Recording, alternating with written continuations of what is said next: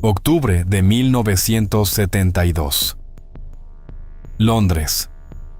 Freddie Mercury tiene 25 años y lleva meses tocando en pubs por 20 libras la noche, cuando hay noche. John Deacon acaba de cumplir 21. Nunca ha grabado un disco.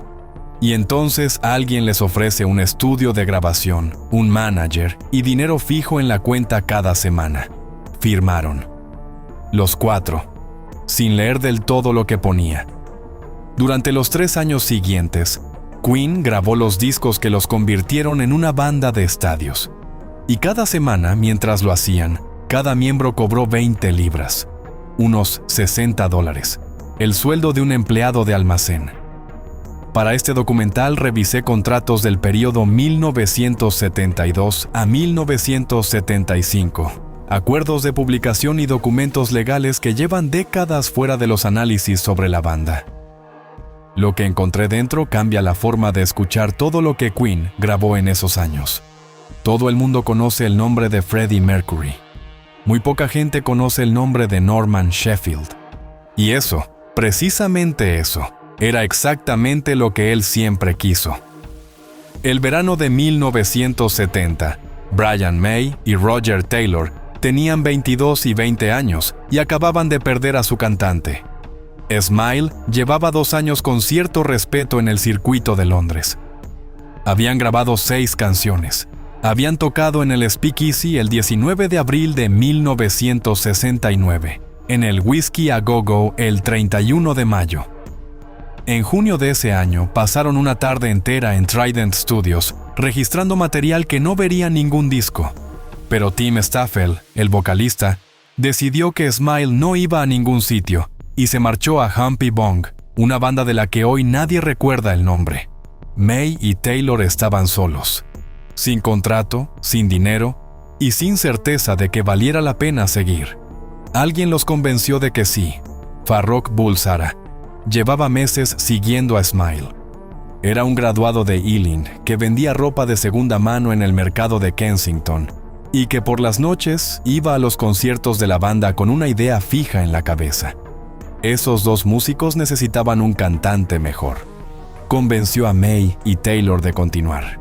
Cambió su nombre a Freddie Mercury y empujó al grupo hacia algo más ambicioso, más teatral, más difícil de encajar en cualquier categoría que Londres conociera. Pero faltaba una pieza. Antes de que esa pieza llegara, pasaron 3 bajistas por el grupo: Mike Gross, Barry Mitchell, Doug Bogie. Cada salida dejaba a la banda de nuevo en el mismo punto. 3 músicos con un sonido claro en la cabeza y sin alguien capaz de anclarlo.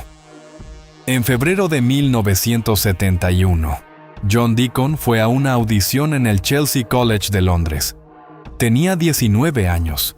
Era callado, estudiaba electrónica. No tenía el perfil que nadie imaginaba para ese papel.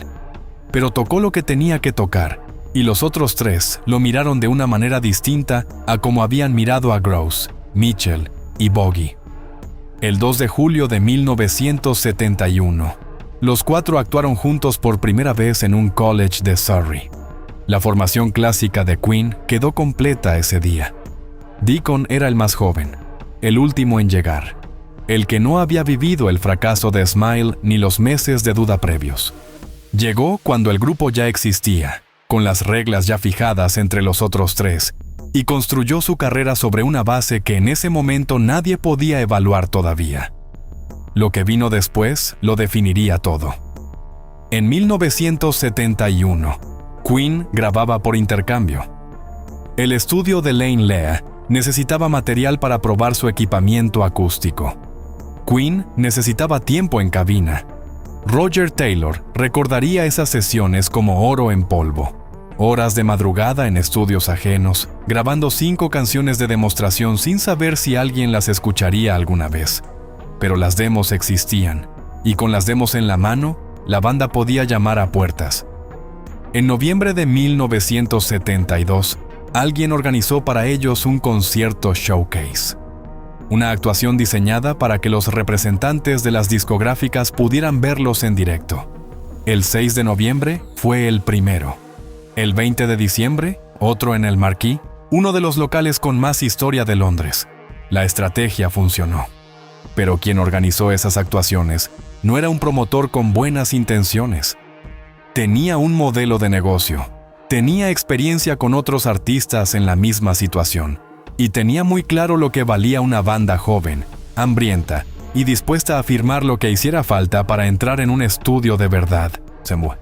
Su nombre era Norman Sheffield, y Queen estaba a punto de conocerlo. En el número 17 de St. Anne's Court, en el Soho de Londres, había una puerta que no llamaba la atención. Detrás de esa puerta había algo que en 1968 muy pocos estudios del mundo podían ofrecer: grabación de 8 pistas con reducción de ruido Dolby. Equipo de primer nivel en una industria donde la mayoría todavía trabajaba con 4. Norman Sheffield lo había montado con su hermano Barry en 1967. Arrancó como estudio interno de un sello llamado Centredisc. Pequeño, funcional, sin grandes pretensiones. Eso duró un año. En marzo de 1968, Manfred Mann grabó allí My Name is Jack. Llegó al número 8 en el Reino Unido. Y Trident dejó de ser el estudio interno de nadie para convertirse en una dirección que los mejores artistas de Londres querían tener en sus créditos. Los Sheffield entendieron el mensaje rápido. Lo que vino después fue una lista que hoy cuesta creer. The Beatles grabaron en Trident. David Bowie grabó Space Oddity entre esas paredes. Elton John pasó por ese estudio en sus primeros años. Genesis, Lou Reed, Carly Simon. El estudio no era solo el lugar donde se grababa, era el lugar donde se construía el sonido que definía a un artista. Quien controlaba ese lugar tenía algo que no aparecía en ningún folleto, pero que valía más que la mayoría de las cláusulas escritas. Y los Sheffield lo sabían. Para 1972, Trident había crecido en una dirección que muy poca gente fuera del negocio conocía. Ese año, los hermanos crearon 2 compañías de producción discográfica separadas. Una se llamaba Neptune Productions. Neptune Productions fichó a 3 artistas ese año: Mark Ashton, Eugene Wallace y Queen. 3 artistas. El mismo vehículo contractual. El mismo año. Queen no era un caso especial. Era parte de un modelo. El 1 de noviembre de 1972, la banda firmó un acuerdo con Trident Recording, Publishing and Management. Llevaban 2 años actuando en circuitos pequeños, grabando en estudios ajenos a horas que nadie quería, cambiando bajistas. Cuando Trident puso una propuesta sobre la mesa, la formación clásica de Queen tenía 22 años de media y ningún sello discográfico interesado en ellos. Pero hay un detalle que casi nunca aparece cuando se cuenta esta historia. El acuerdo inicial de Trident cubría grabación y publicación. Esos 2 elementos solos ya eran suficiente oferta para una banda en esa situación. Pero Queen no tenía manager. Y sin manager, cualquier contrato discográfico que consiguieran acabaría mal de todas formas. Fueron ellos quienes le pidieron a Trident que también se encargara de su gestión. Detente un momento en eso. La banda que años después acusaría a Trident de abusar de su posición de control fue la que pidió que ese control fuera total. Estudio, publicación y management. Todo en el mismo sitio. Porque en noviembre de 1972, en alguna sala de Londres, concentrar todo eso en una sola empresa parecía la decisión más sensata del mundo. Roger Taylor lo resumiría después con 2 palabras. Las horas que Trident les daba en el estudio, tarde por la noche, cuando nadie más las quería, eran oro en polvo. Y lo eran. El estudio era real. La tecnología era real. Los contactos eran reales. El problema estaba más adentro, en el papel que firmaron el 1 de noviembre, en lo que se dieron a cambio de todo eso, en las cláusulas que nadie se detuvo a explicar con suficiente claridad aquella tarde. Antes de la firma, hubo un concierto. Barry Sheffield estaba entre el público esa noche en Forest Hill. Vio a Queen en directo, y lo que vio fue suficiente. Eso es lo que dicen las fuentes oficiales. Una actuación, una decisión, un contrato. Pero hay algo más relevante que esa anécdota, y es lo que pasó durante los 12 meses anteriores, porque la firma del 1 de noviembre de 1972 no fue el resultado de que Trident descubriera talento. Fue el resultado de que Queen había pasado casi un año entero llamando a puertas y escuchando que no. Llevaban cintas de demostración a las compañías. Poco éxito.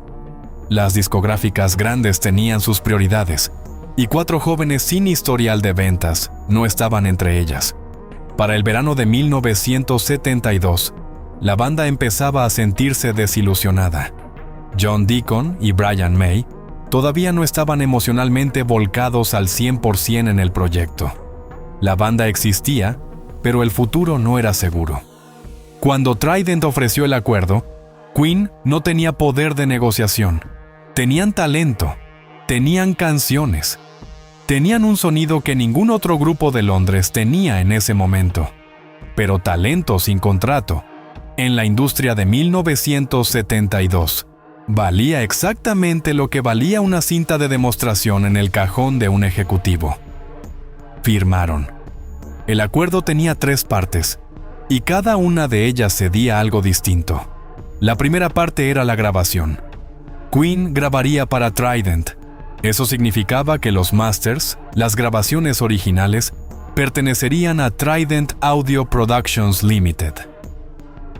Cada cinta que Queen dejara en ese estudio era propiedad de otra empresa. La segunda parte era la publicación. Trident se quedaba con los derechos de publicación de las canciones. Para entender lo que eso significa, hay que entender cómo funciona el dinero en la música. Cuando una canción suena en la radio, cuando otra artista la versiona, cuando aparece en una película o en un anuncio, alguien cobra. Ese alguien es el dueño de los derechos de publicación. A partir del 1 de noviembre de 1972, ese alguien no era Queen. La tercera parte era la gestión. Como ya saben, eso no lo impuso Trident. Lo pidió la banda. Hagamos la suma. Una sola empresa controlaba dónde grababan, qué pasaba con esas grabaciones, quién cobraba cuando las canciones se reproducían en cualquier formato, y quién negociaba en nombre de la banda con el resto de la industria. Esa última parte es donde el conflicto de interés se vuelve más difícil de ignorar. El manager tiene la obligación de conseguir el mejor trato posible para su artista. Pero si el manager y el sello son la misma entidad, ¿con quién negocia el manager? Trident negociaba con Trident. Representaba a Queen frente a la industria mientras era simultáneamente la empresa que se quedaba con los ingresos de esas negociaciones. Jack Nelson operaba como figura de enlace durante este periodo. Su nombre aparece en los documentos del proceso previo a que EMI llegara al cuadro, como intermediario entre Queen y las discográficas. Fue Nelson quien consiguió que Roy Featherstone, de EMI, escuchara el material de la banda. Pero Nelson operaba dentro de la estructura de Trident, no fuera de ella. Y mientras todo eso se organizaba, los 4 miembros de Queen cobraban 20 libras a la semana. 20 libras por miembro. En Londres, en 1972, era suficiente para no morirse de hambre, para pagar una habitación compartida, para el autobús, para seguir existiendo como banda mientras el valor de lo que producían acumulaba en otra cuenta. La asimetría es el mecanismo que más cuesta ver cuando se está dentro de ella. Trident financiaba la espera, ponía el estudio, ponía el tiempo, ponía las horas de madrugada que Roger Taylor recordaría como oro en polvo. Pero a cambio de esa financiación, se quedaba con el valor futuro. Cada canción que Queen grababa en esas horas era un activo de Trident. Cada libra que Queen cobraba era un adelanto contra royalties que Trident administraba. La banda grabó su primer álbum a finales de 1972, usando exactamente esas horas libres que nadie quería.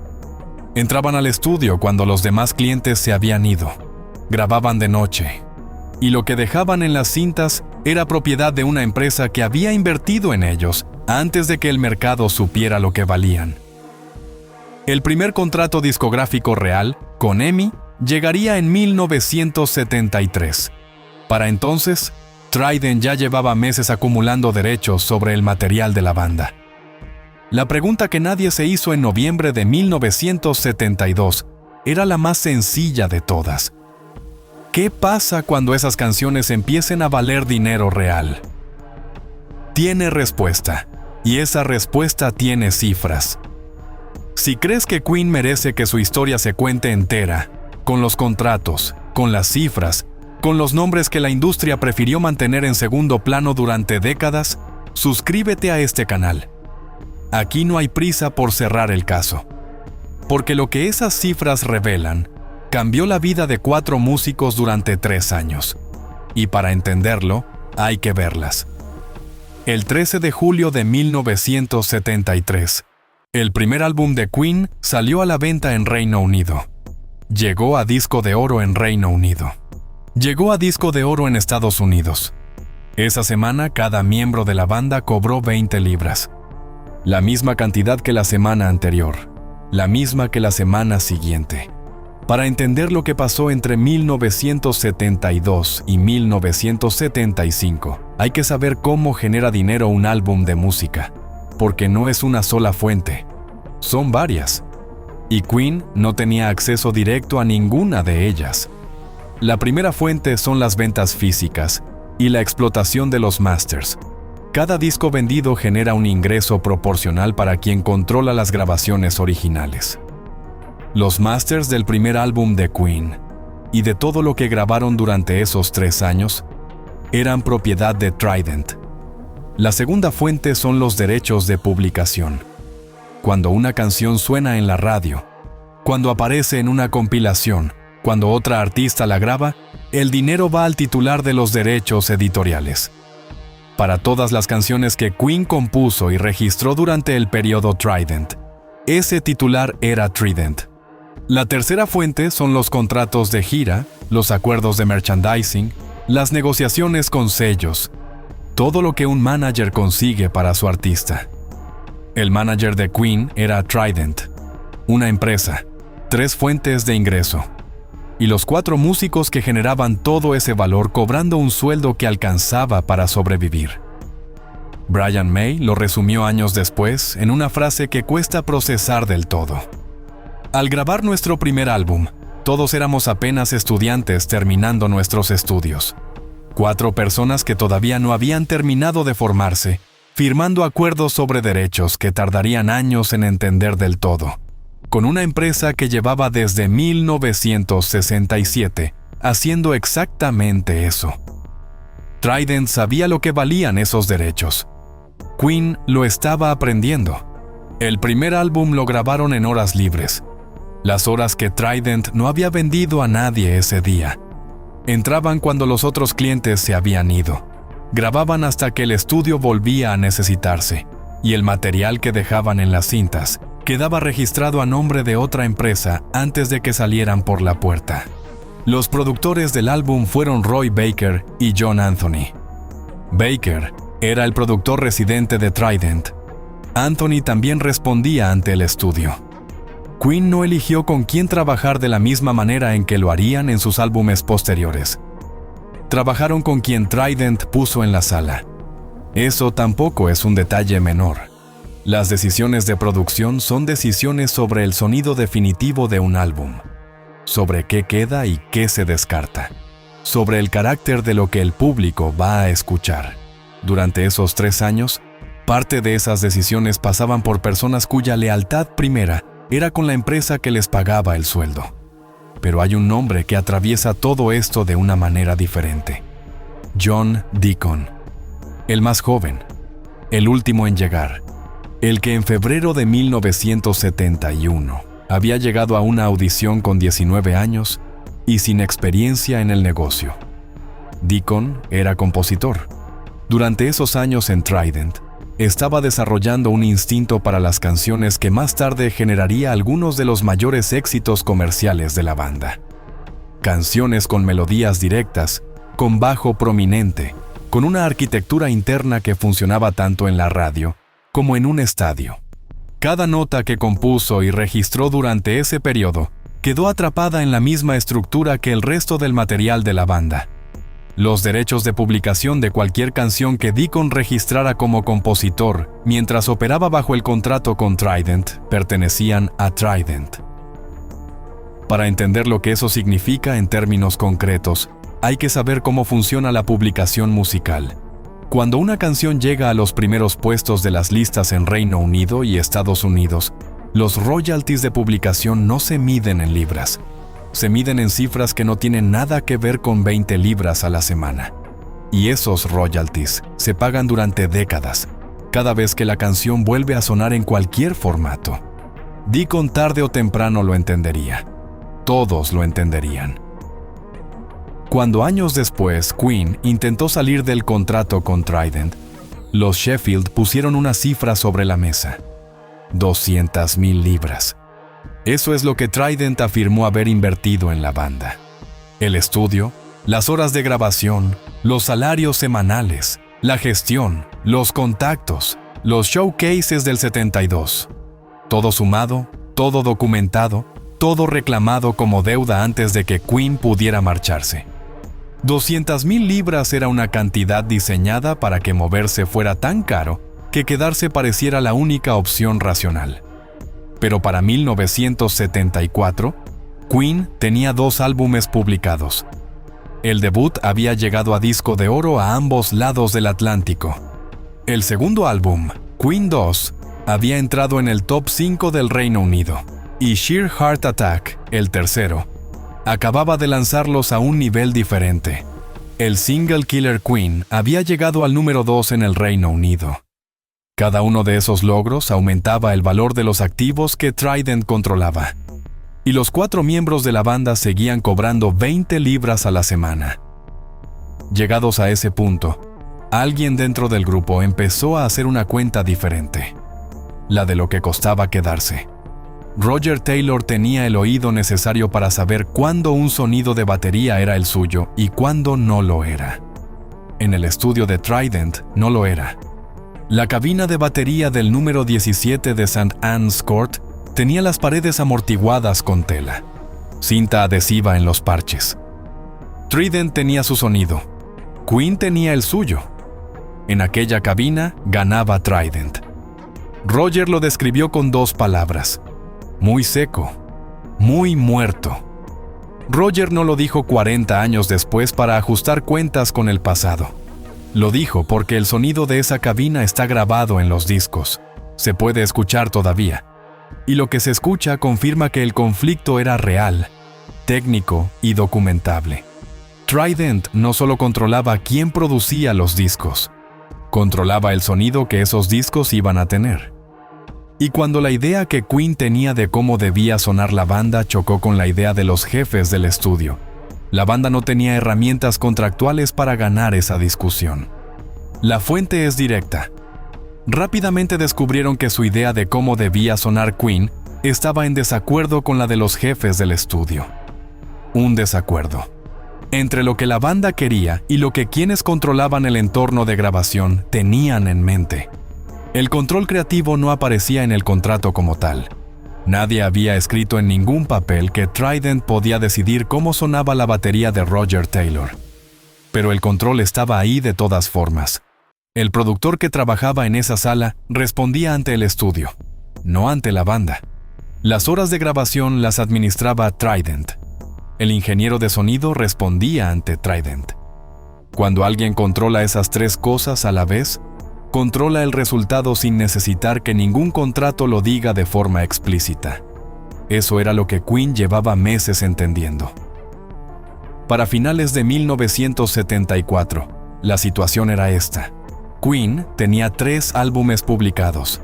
Sheer Heart Attack había llegado al número 2 en el Reino Unido. Killer Queen era el single más importante de su carrera hasta ese momento. La banda había cruzado el umbral que separa a los grupos con potencial de los grupos con peso real en la industria. Y los 4 miembros seguían cobrando 20 libras a la semana. 3 discos, 2 certificaciones de oro, un single en el top 2 del Reino Unido, giras, televisión, el nombre de Queen en la prensa musical de 2 continentes. Frente a eso, 80 libras semanales saliendo de la cuenta conjunta de la banda. Los derechos de publicación acumulando en otra parte, los royalties de los masters engrosando una cuenta que no era la suya. La confianza en Trident llevaba tiempo agrietándose, y ese proceso no llega con portazos. Llega con silencios, con reuniones que terminan sin acuerdo, con preguntas sobre los números que reciben respuestas vagas, y promesas que tienen fecha hasta que dejan de tenerla. Fue en ese periodo cuando Jim Beach entró en el cuadro. Beach no era manager, era abogado. Y en la industria musical, un buen abogado antes de que las cosas exploten vale más que el mejor manager después de que ya están rotas. Lo que está documentado es que Beach empezó a actuar en nombre de Queen antes de que la situación con Trident llegara a su punto final. Estaba ahí como figura legal mientras la banda y los Sheffield mantenían todavía una relación formalmente activa. Eso no fue un movimiento impulsivo, fue una estrategia de salida preparada con tiempo, capa por capa, sin hacer ruido. Porque salir de Trident no era un gesto, era un proceso legal con un coste documentado y una cifra esperando al otro lado. Los Sheffield tenían ese coste calculado, 200,000 libras. Lo que Trident afirmaba haber invertido en la banda desde noviembre de 1972. Cada hora de estudio, cada libra del sueldo semanal, cada gestión, cada contacto, cada showcase organizado. Todo sumado, todo esperando. 200,000 libras era una cifra diseñada para que moverse pareciera más caro que quedarse. Pero para 1975, Queen había hecho sus propios cálculos, y los cálculos decían otra cosa. En septiembre de 1975, la banda contrató a John Reid como manager. Reid era el manager de Elton John, alguien con peso real en la industria, con estructura para sostener una carrera del tamaño que Queen estaba construyendo, con experiencia para negociar donde la banda hasta entonces no había podido. La llegada de Reid no fue el final de la relación con Trident. Fue la señal de que ya habían tomado la decisión. Lo que quedaba era ver si Trident estaba dispuesto a dejarlos ir. ¿Y a qué precio? John Reid tenía 26 años cuando montó su propia empresa de gestión artística.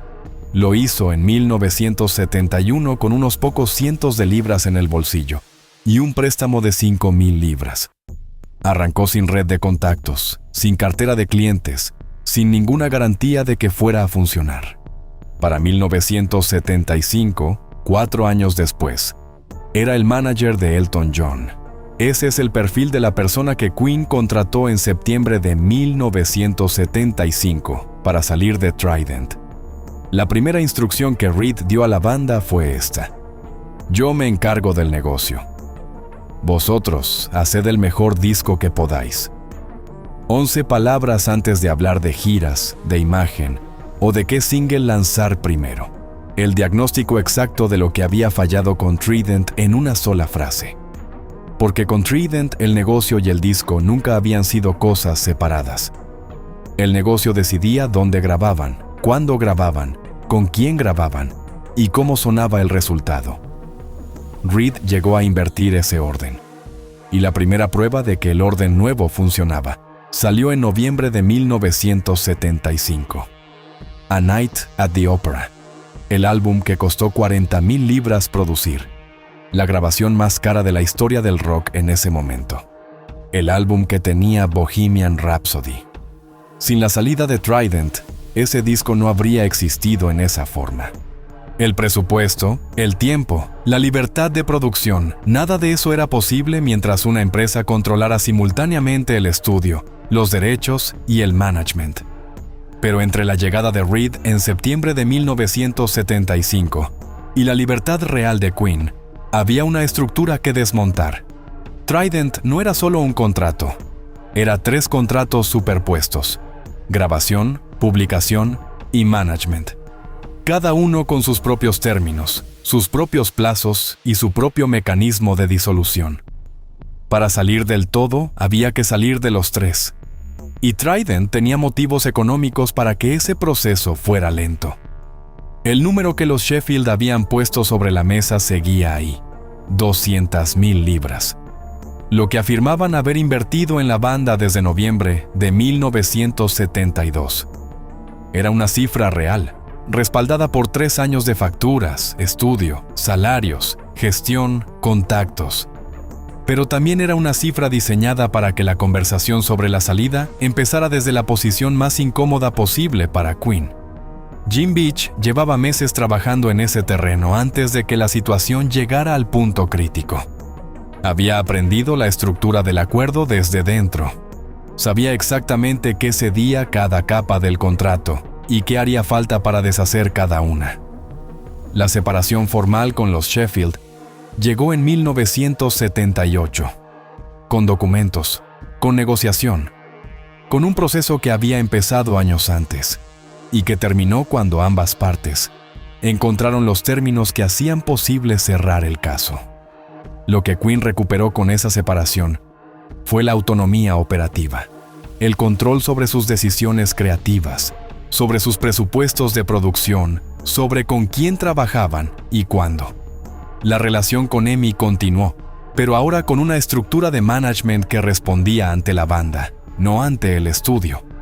Lo que Queen no recuperó de forma limpia fueron los derechos sobre los masters del período Trident. Las grabaciones de los 3 primeros álbumes, Queen, Queen II, Sheer Heart Attack, habían quedado registradas bajo el paraguas contractual de Trident. El valor comercial de ese material siguió perteneciendo a la estructura de los Sheffield. 3 álbumes, 3 discos de oro. La base sobre la que se construyó todo lo que vendría después. Ese catálogo no pertenecía a Queen cuando eran el grupo más importante del mundo. Reid dejó el management de Queen en 1978. Pasó el papel a Jim Beach, que ya conocía el caso mejor que nadie, porque había sido el arquitecto legal de la salida. La transición entre Reid y Beach no fue una crisis, fue una decisión calculada. Reid había hecho lo que vino a hacer, sacar a Queen del sistema de control de Trident y darles la estructura para operar como la banda que ya eran. Beach haría el resto. Pero hay algo que no aparece en ningún documento de esa negociación. Algo que no tiene línea de contrato ni cifra asignada. 3 años de aprendizaje forzado sobre cómo funciona realmente la industria musical, no desde los libros, sino desde dentro de un sistema que los usó antes de que supieran defenderse. Cambiaron para siempre la forma en que Queen firmó cualquier acuerdo posterior. Cada contrato que aceptaron después de 1975 lo leyeron de otra manera. Cada cláusula sobre derechos de publicación, cada acuerdo sobre masters, cada estructura de management pasó por un filtro que 3 años con los Sheffield habían instalado. Eso no lo recuperaron en la negociación de 1978. Lo habían ganado antes, a un precio que nadie eligió pagar. En algún momento de 1972, Brian May y John Deacon todavía consideraban Queen como un proyecto para ocupar el tiempo libre fuera de la escuela. La fotografía exacta de lo que Trident captó. 4 personas con talento extraordinario y sin certeza de que ese talento fuera su futuro. Personas que firmaron sin haber terminado de decidir si esto era lo que querían ser. Los Sheffield llegaron cuando el desequilibrio ya estaba ahí. La banda era vulnerable antes de que Trident existiera en su horizonte. El contrato del 1 de noviembre formalizó esa vulnerabilidad en papel con membrete. Deacon tenía 19 años cuando llegó a la audición del Chelsea College. Fue el último en entrar, el más joven, el que llegó cuando las reglas del grupo ya llevaban tiempo fijadas entre los otros 3. Durante los 3 años de Trident, compuso dentro de un sistema que se quedaba con el valor de lo que producía antes de que él pudiera medirlo. Cada canción que registró bajo ese paraguas contractual tenía royalties de publicación que iban a otra cuenta. Deacon lo fue entendiendo despacio, como los otros 3. Lo que compuso después, las canciones que décadas más tarde siguen sonando en estadios, en películas, en anuncios, en bodas y en funerales, las compuso con ese aprendizaje instalado, sabiendo exactamente lo que valía una firma sobre los derechos de publicación, sabiendo lo que cuesta no leer lo que pone en el papel. El hombre callado que nadie mencionaba cuando hablaban de Queen. Fue quizás el que más caro pagó la lección de Trident, y el que más cuidadosamente la aplicó después. En varios de sus álbumes de los años siguientes, Queen incluyó una nota en los créditos. Nadie tocó sintetizadores. 4 palabras. Una declaración sobre el origen de cada sonido que aparecía en el disco. Había una razón técnica. Los arreglos de guitarra de Brian May y las capas vocales de Freddie Mercury generaban una densidad que el público confundía con síntesis electrónica. Aclarar eso tenía sentido, pero había algo más debajo de esa nota. 3 años de ver cómo otros controlaban, producían y empaquetaban su trabajo. Habían dejado en Queen una necesidad muy concreta de dejar escrito quién había hecho qué, de que cada elemento sonoro tuviera un autor identificable, de que el control sobre el origen de la música quedara documentado desde el principio. Trident no aparece en esa nota, pero su sombra sí. El precio humano de esos 3 años no tiene columna en ningún balance. El cansancio de componer canciones que otros explotan. La frustración de ver crecer el nombre de la banda en carteles y en prensa mientras el sueldo no se mueve. La tensión de reuniones que terminan sin respuesta. La sensación, que llega despacio y sin aviso, de que el trabajo de años beneficia a otros antes que a ti. Eso no se negoció en 1978. Eso se pagó durante el proceso. Y cuando Reed llegó en septiembre de 1975 con sus 11 palabras, yo me encargo del negocio, vosotros haced el mejor disco que podáis. Lo que esas palabras hicieron no fue solo cambiar la estructura de management. Nombraron en voz alta algo que Queen llevaba meses sin poder nombrar. Que el negocio y el disco habían estado confundidos demasiado tiempo. Y que esa confusión había tenido un coste. 10 años después de firmar con Trident, Queen pisó el escenario de Wembley en el Live Aid. 21 minutos. 72,000 personas en el estadio. Cientos de millones viendo en televisión. Y en México, Argentina y España, millones más pegados a la pantalla viendo a la banda que llevaban años escuchando en sus casas convertirse, en directo y sin red, en la actuación más recordada de la historia del rock. Los contratos que firmaron ese día, los de la gira, los del broadcast, los de los derechos del archivo, los firmaron de otra manera, con otra mirada sobre cada cláusula, con abogados que conocían exactamente qué cedían y qué no. Brian May lo había dicho con una claridad que no necesita interpretación. Al grabar el primer álbum, todos eran apenas estudiantes terminando sus estudios. En Wembley, en 1985, ya no lo eran. Esa distancia de la habitación compartida en Kensington al escenario más grande del mundo tiene muchas explicaciones. El talento, el trabajo, la suerte de que Freddie Mercury existiera y decidiera que Smile merecía seguir. Pero también tiene esta: 3 años aprendiendo a un precio que nadie eligió pagar, con una empresa que sabía exactamente lo que compró antes de que ellos supieran lo que valían. Sin Trident, Queen probablemente no habría tenido el estudio, los contactos ni la estructura para grabar el material que los lanzó. Eso no lo convierte en justo. Solo lo convierte en la historia real. Lo que Queen vivió con los Sheffield entre 1972 y 1975 no fue una anomalía. Fue una industria funcionando exactamente como estaba diseñada para funcionar.